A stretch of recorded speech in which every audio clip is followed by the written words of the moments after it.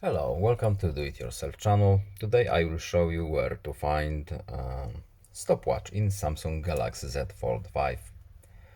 Our stopwatch is in our clock application, so we simply tap it here and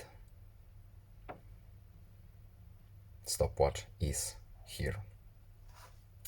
We simply tap start and as you can see it's working.